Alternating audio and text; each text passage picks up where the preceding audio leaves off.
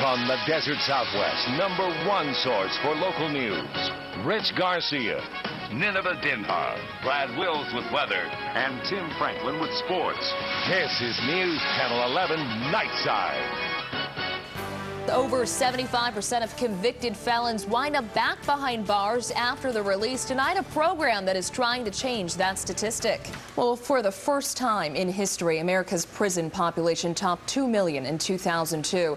According to the U.S. Department of Justice, that number has only grown. But a program at the Yuma Prison Complex is working to change that statistic.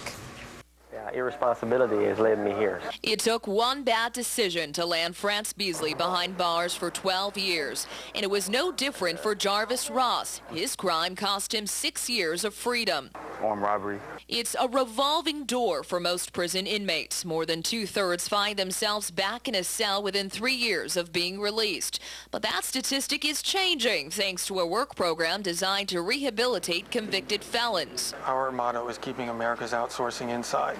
My number is 866. This job is just like any other job. You fill out an application and you interview for the position.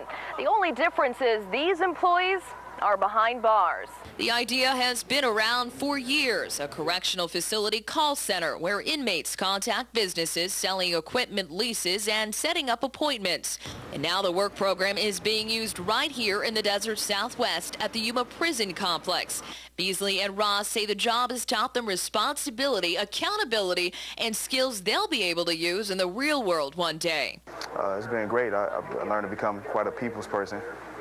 To become more social than what I used to be. You learn to speak to people. You're talking to people all over the place, and it's on a business level. It's almost like you escaped this place for a while. Scott Paulus, director of sales for CBX Systems, the company providing software for the call center, believes the opportunity is a roadmap to success for prisoners. The reality is an incarcerated felon, one of the only jobs they can get on the outside is one of these types of jobs, and we're providing that vehicle for them.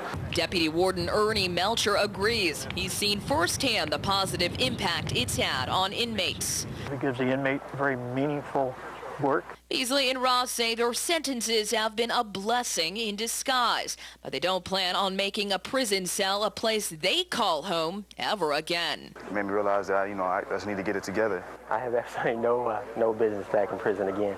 No, I've learned. Yeah, I've learned that's enough. Yeah, that's enough.